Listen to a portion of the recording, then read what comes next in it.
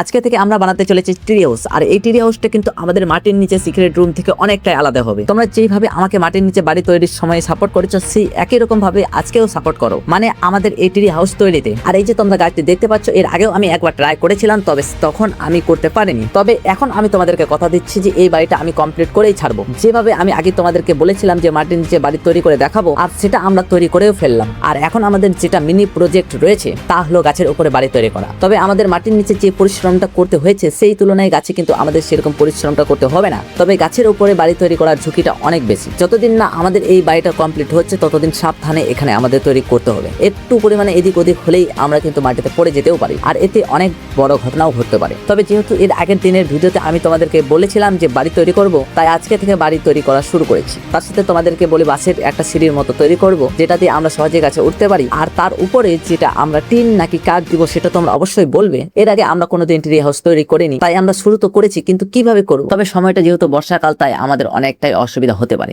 কিন্তু আমরা এটা তৈরি করেই ছাড়বো। আর এই সমস্ত ভিডিও আমি তোমাদেরকে পার্ট পার্ট করে দিব।